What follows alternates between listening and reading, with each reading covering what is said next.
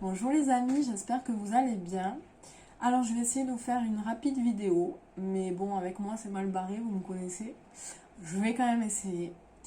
Depuis 15 jours, 3 semaines que j'ai parlé de mes neuroatypies, j'ai reçu énormément de messages. Et je vous remercie parce que j'ai reçu des chouettes messages, mais j'ai aussi reçu pas mal de questions. Et je vous avoue que je me répète beaucoup dans mes réponses. Alors je me suis dit, je vais faire une vidéo et puis basta. Basta pourquoi? Parce que j'ai encore du mal à digérer tout ça et ça me perturbe énormément. Ça me perturbe, mais ça me soulage aussi parce que forcément, mieux me comprendre, ça m'aide en fait à dégager la culpabilité et surtout à être beaucoup plus bienveillante avec moi-même. Donc je ne vais pas vous reparler du diagnostic en lui-même parce que ça je l'avais déjà fait et Google est votre ami, n'est-ce pas? Donc les psys aussi, donc n'hésitez pas à aller vous renseigner. Par contre, on m'a énormément parlé du TSA. Et c'est sur ça que je voulais revenir, donc le trouble du spectre autistique, parce que c'est justement ce trouble qui me pose le plus de soucis, que j'ai le plus de mal à accepter. Pourquoi?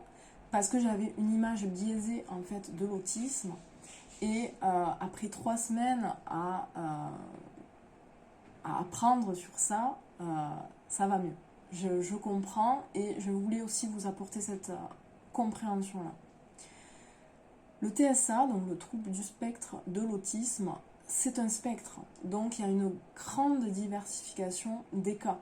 Donc ça va du plus léger, comme moi, au plus lourd, évidemment, avec des degrés beaucoup plus intenses et toutes les nuances qu'il y a entre les deux. Okay, donc moi, je suis sur un autisme léger, mais qui est déjà très handicapant au quotidien. Très handicapant pour plusieurs raisons, mais ce que je voulais quand même d'abord préciser, et c'est pour ça que surtout je vous fais cette vidéo parce que c'est ce qui m'a mis dans l'incompréhension au début, c'est que le TSA chez l'homme s'exprime complètement différemment chez la femme. Et chez la femme, en fait, chez l'homme, ça se voit quand on parle, par exemple, des autistes Asperger. Souvent, ce sont des hommes. Alors, on ne dit plus autiste Asperger, mais c'est que je dis ce terme parce que je sais que ça vous parlera. Ça se voit chez les hommes, mais chez les femmes, comme moi, ça ne se voit pas. Chez les femmes, c'est quasi invisible parce que en fait, elles ont développé des stratégies d'imitation qui rendent en fait ce trouble quasi invisible et ça pose problème parce que ça donne lieu à des faux diagnostics comme la bipolarité, la dépression, etc. Et en fait, la femme se suradapte, la femme qui a un TSA se suradapte sans cesse et elle vit ses troubles en fait, et c'est mon cas, dans son intériorité et dans l'intimité de son quotidien en fait. Et en fait, ces difficultés sont beaucoup plus subtiles et j'ai envie de dire beaucoup plus sournoises et du coup, ça ne se voit quasi pas. Et le problème, c'est que le fait d'être dans la suradaptation, c'est-à-dire de faire semblant tout le temps, ça entraîne un gros mal-être et de l'épuisement. Et ce mal-être, en tout cas dans mon cas, entraîne très souvent des comorbidités liées à ça. C'est-à-dire, pour ma part, ça va être de l'anxiété, ça va être de la dépression, enfin des phases dépressives, des troubles du comportement alimentaire, etc. Tout ça, c'est ma réalité. C'est ma réalité à moi, mais ça demeure, je pense, une très grosse incompréhension en fait pour la plupart des gens, notamment mes proches, parce que, comme je vous dis, ça ne se voit pas. Enfin, ça ne se voit pas. Ça ne se voit pas socialement, mais dans mon intimité, dans l'intimité de mon quotidien, c'est-à-dire avec mon mari et ma fille, eux sont témoins et voient mes difficultés. D'accord?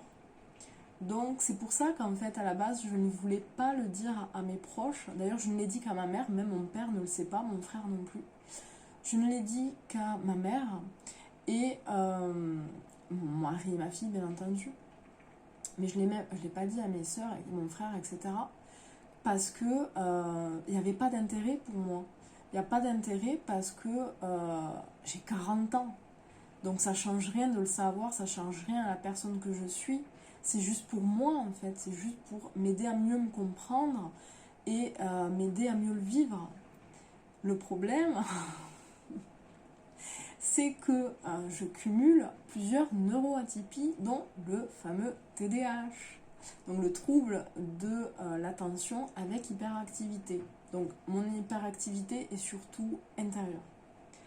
Et en fait, dans mon putain de trouble du TDAH, j'ai cette caractéristique qui s'appelle l'impulsivité excessive, je dirais même méga impulsive, méga excessive, et je suis sans filtre. C'est pour ça qu'en fait, vous dites tout le temps que je suis authentique, transparente, mais c'est ce TDAH qui me rend comme ça. C'est-à-dire que je suis sans filtre sur ma vie, quoi. Je crois que la moitié de mon département connaît ma vie. Hein. Et alors je le regrette à chaque fois quand j'ouvre ma gueule et qu'après, mais c'est trop tard. Mais bon, tant pis, j'essaye d'assumer, mais je suis comme ça, je peux pas me changer. Mais tout ça pour dire que voilà, j'ai perdu le fil de ma pensée, ça aussi c'est à cause du TDAH, ça m'arrive tout le temps. C'est pour ça que je j'aime pas trop faire des vidéos, mais bon, il y a tellement de choses à dire que j'ai pas le choix. Mais en tous les cas, c'est pour ça que tout ça, ça demeure une grosse incompréhension en fait. Je pense pour mon entourage, je voulais pas leur dire à cause de tout ça.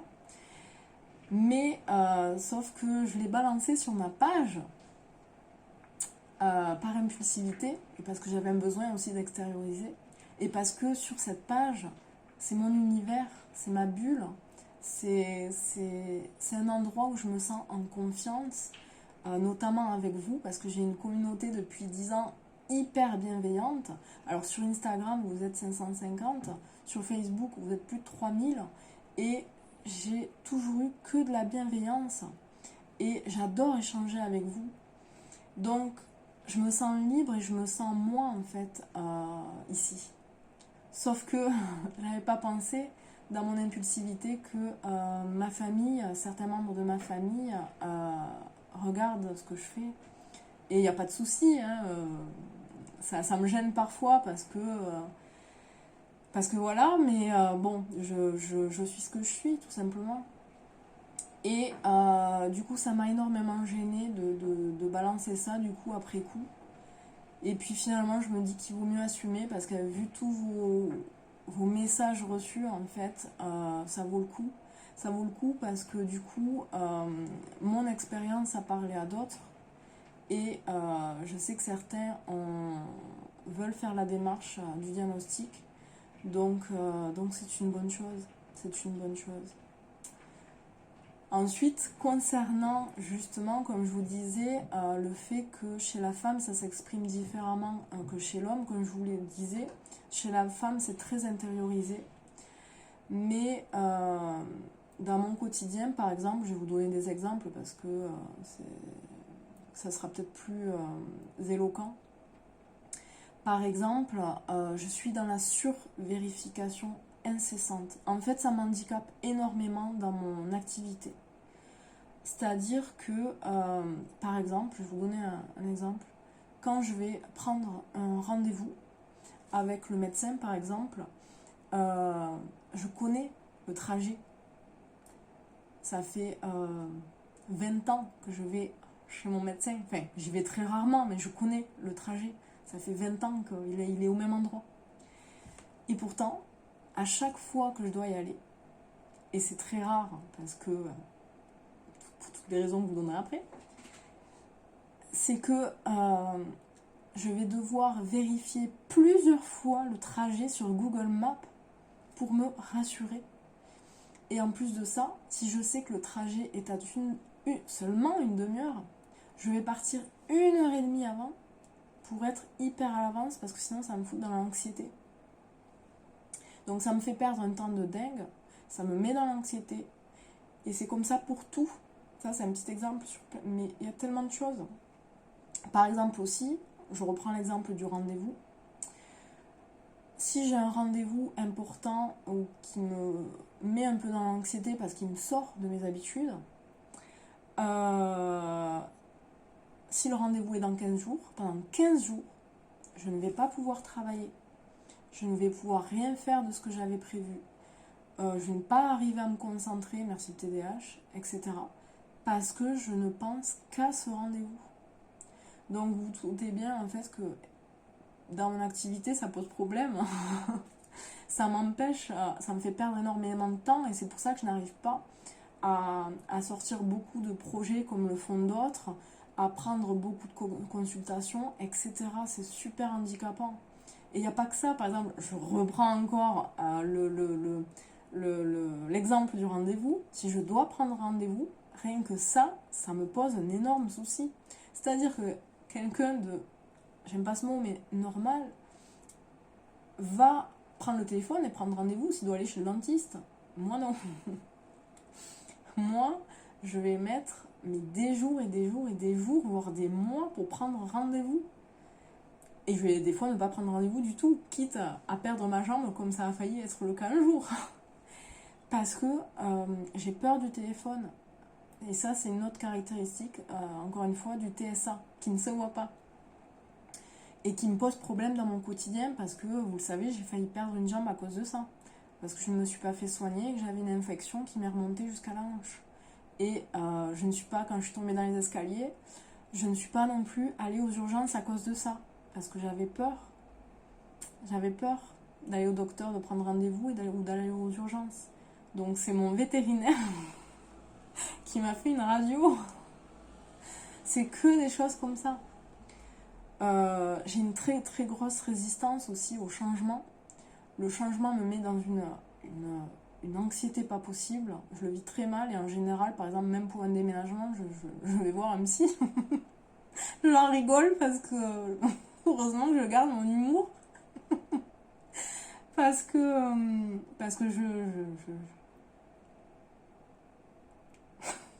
Bref. Il y a plein de choses comme ça. Par exemple, j'ai dû vendre ma maison à cause de ça. En fait, je fais de l'hyperacousie, je ne supporte pas le bruit. Et je porte toute la journée des casques depuis des années. Toute la journée, même quand je suis seule dans la maison. Parce que je ne supporte pas le bruit. Et dans mon ancienne maison, mes voisins étaient hyper bruyants. Eux, c'était vraiment, par contre, je pense que même quelqu'un qui n'a pas de TSA aurait du mal à supporter. Mais ayant le TSA, pour moi, ça a été une douleur extrême. C'est-à-dire que je suis tombée en dépression, je n'arrivais plus à travailler, j'ai perdu mon salaire, etc., etc., etc. Et j'ai perdu ma santé, etc. Et on a dû déménager, j'ai perdu ma maison. Donc, vous voyez, ça mène à des situations quand même... J'en rigole, mais...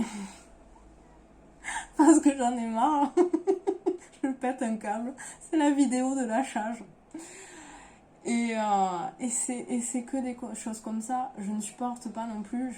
J'ai des hyperesthésies donc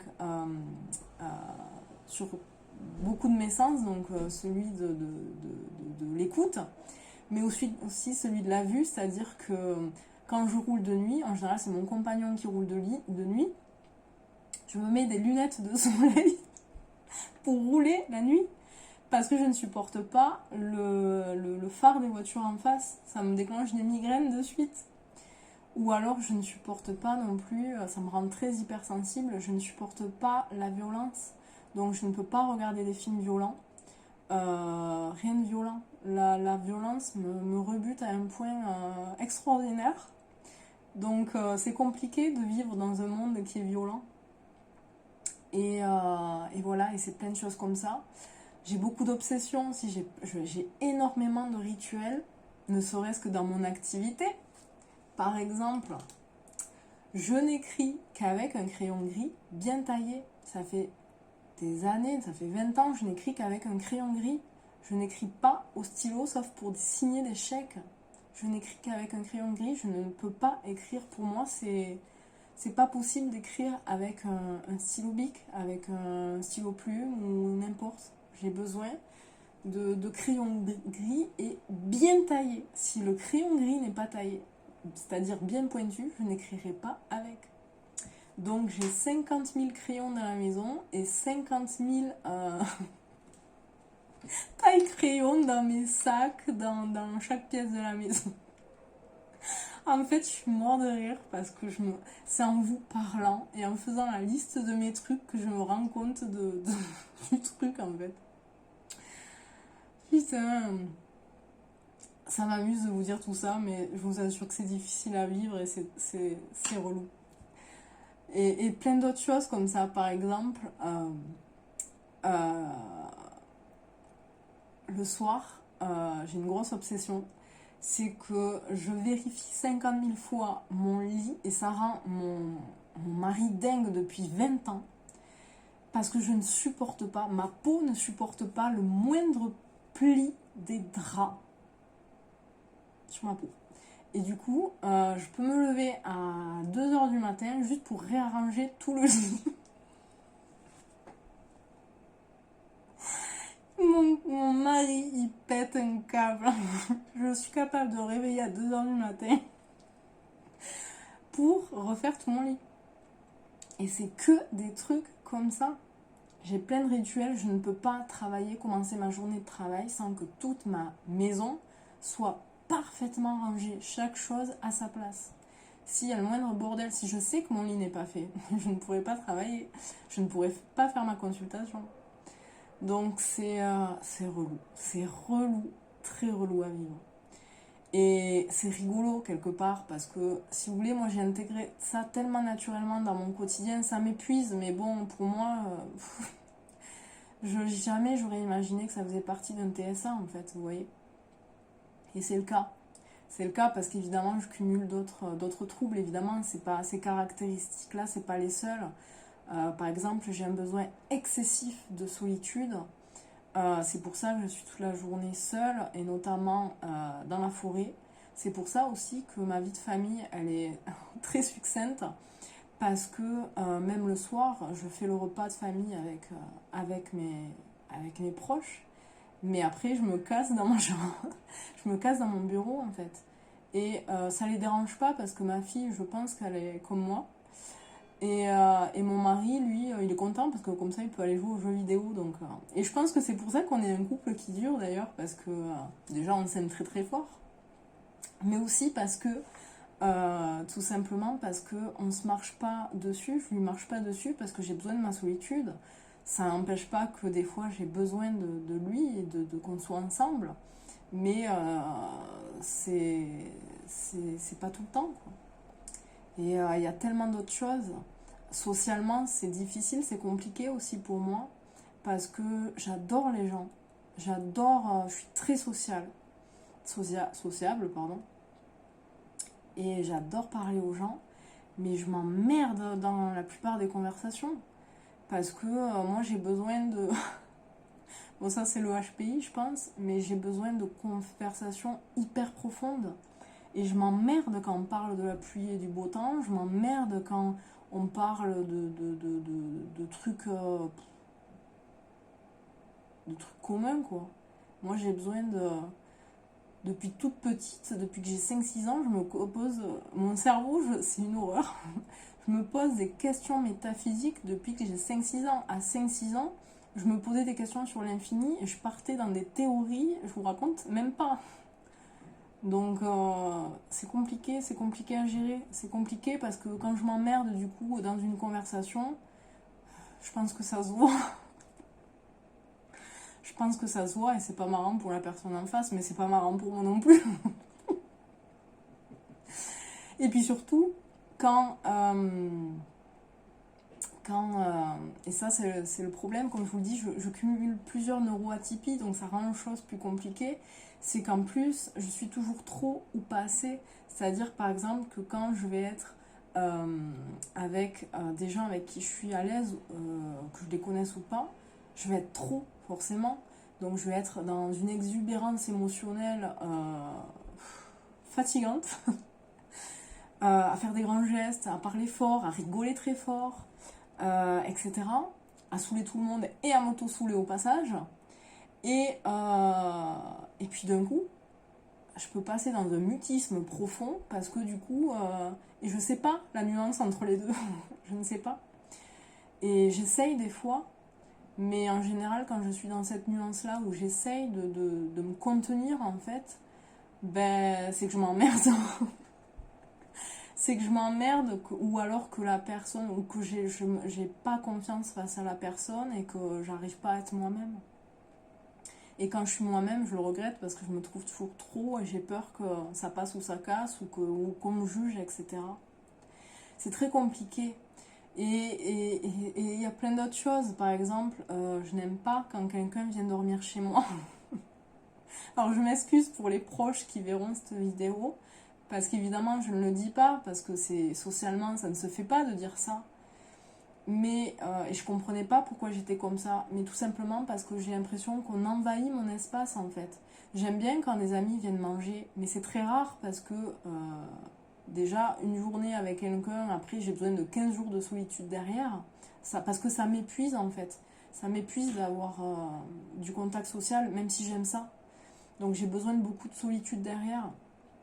Mais surtout, il faut que ça dure pas trop longtemps. C'est-à-dire que j'aime bien quand ça dure une soirée, une journée, mais quand ça dure 2 jours, c'est une horreur pour moi. Et ça me met beaucoup d'anxiété d'aller dormir chez les autres, parce que je le fais très rarement. Et même quand des proches viennent dormir, ce qui arrive très très rarement aussi à cause de ça, ça me met dans une anxiété pas possible, même si tout se passe bien, quoi. Mais ça me met dans une anxiété pas possible parce que ça envahit mon espace personnel, en fait. Donc voilà. Donc voilà, et c'est tellement de choses comme ça, et ça c'est les choses marrantes, on va dire, même si elles m'handicapent au quotidien. Mais ce qui est moins marrant, justement, c'est toutes les comorbidités qui sont liées à ça, donc les phases dépressives, les troubles du comportement alimentaire, je fais de l'hyperphagie, etc. Donc voilà. Voilà. Voilà. J'espère en fait avoir répondu à toutes vos questions. N'hésitez pas à m'en poser d'autres quand même s'il y a besoin. Après, je suis pas une spécialiste du sujet, je vous raconte que mon expérience, comment je le vis. Ce que je vous ai pas dit aussi c'est que j'ai un gros problème de hiérarchisation. C'est-à-dire que j'ai du mal. Alors là, je suis très à l'aise à vous parler comme ça parce que je suis à l'aise en fait quand j'ai l'impression de parler à des potes en fait. Quand je parle à des potes, tout va bien. Tout va bien. Par contre, dans mon activité, c'est différent. Faire des vidéos, c'est pas possible. Donc j'en fais parfois, mais les vidéos que je fais, comme les guidances, par exemple, pas les guidances dans le cadre de mes consultations, mais les guidances du mois, que je publie sur Facebook en public, c'est un texte que j'écris en fait, parce que je ne peux pas, je ne peux pas le faire à l'oral, comme ça en live, parce que déjà, ça me complexe parce que j'ai beaucoup quand je parle, en fait, je perds le fil de mes pensées d'un coup. En fait, si vous voulez, mon cerveau, c'est comme ça. Quelqu'un, on va dire, qui a un cerveau typique, va, dans l'instant, traiter, on va dire, une dizaine d'informations. Je sais pas combien, hein, mais je dis ça grosso merdo. Moi, c'est comme l'ordinateur. C'est-à-dire, c'est comme si vous ouvriez 100 pages en même temps. Et c'est trop. L'ordinateur, il peut pas gérer d'ouvrir 100 pages, ça fait trop de poids d'un coup. Donc il bug. Eh ben, mon cerveau, c'est pareil. C'est pour ça aussi que ça rend ma fille complètement folle. Maintenant, elle comprend, donc elle est un peu plus bienveillante. Mais elle avait beaucoup de mal avec ça. Parce que, en fait, on parle beaucoup toutes les deux. Et souvent, elle me dit des choses, sauf que je les retiens pas. Et pourtant, je l'écoute vraiment. Sauf que au moment où elle me parle, je l'écoute, mais il y a tellement de stimuli autour qui sont inconscients. C'est mon cerveau qui les traite, mais c'est inconscient. Mais il y a tellement de stimuli autour que l'information que me donne ma fille ne s'imprime pas. Donc c'est pas que je l'oublie, c'est qu'elle n'a pas imprimé. Du coup, je suis tout le temps en train de redemander les informations ou de ressasser. Et c'est un enfer pour elle et pour mon mari, quoi. Mais bon, j'y peux rien, c'est comme ça. Donc le fait que maintenant ils sachent que tout ça, ils sont du coup plus bienveillants avec moi. Moi, je le suis un peu mieux avec moi aussi. notamment par rapport à mon activité, et puis aussi parce que j'ai la chance d'avoir un mari très aimant, très bienveillant, très chiant aussi, mais bon, ça c'est autre chose. Je le suis aussi, alors bon, ça compense. Et surtout, j'ai quand même la chance d'avoir un mari vraiment bienveillant. Et du coup, il me met pas la pression en fait. Il me met pas la pression. Moi, je me la mets toute seule, ça suffit en fait. Donc du coup voilà. Je sais plus ce que je voulais dire. Voilà, bah, ça, j'ai perdu le fil de ma pensée, voilà. Bah, c'est pas grave. Enfin voilà, je pense que la vidéo est assez longue. Heureusement que j'avais dit que je faisais une vidéo courte, mais je suis désolée. On ne se refait pas, n'est-ce pas? J'espère que cette vidéo vous aura aussi fait beaucoup rire parce que finalement j'ai beaucoup rigolé dedans. Tout simplement parce que ça me permet de me lâcher. Comment vous dire? Je souffre beaucoup de tout ça, mais j'ai beaucoup de résilience aussi. J'ai beaucoup de résilience, c'est une de mes grandes forces. Et, euh, et du coup, c'est pas que je le vis bien, mais c'est que bah, c'est comme ça, de toute façon, j'ai pas le choix. Et puis il y a pire dans la vie. Encore une fois, ce sont des neuroatypies, c'est pas une maladie, même si ça génère des choses plus graves derrière, comme la dépression ou les troubles alimentaires, etc. Mais je suis quelqu'un de très résilient et puis surtout, je suis heureuse dans ma vie. C'est-à-dire que j'ai une vie de famille épanouie, j'ai une vie de famille extraordinaire, je suis en bonne santé à peu près. Je suis un peu en surpoids, mais bon, on dira rien.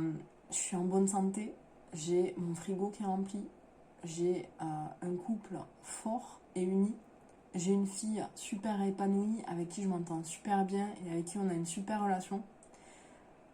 Donc tout va bien en fait.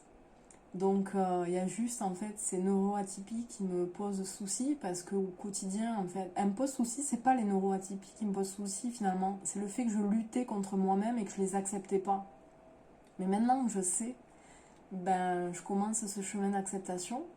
La culpabilité, elle commence un petit peu à s'envoler. Et donc voilà, tout simplement. Donc voilà, j'espère que ça vous aura amené de la clarté. Peut-être à ma famille aussi, si elle me suit, en espérant que ma famille et mes sœurs ne se disent pas putain, elle fait encore son intéressante celle-là. Donc je le dis en rigolant, mais bon, elles me comprendront. Et puis voilà quoi. Donc je vous remercie de votre écoute et je vous embrasse très fort et prenez soin de vous. Gros bisous.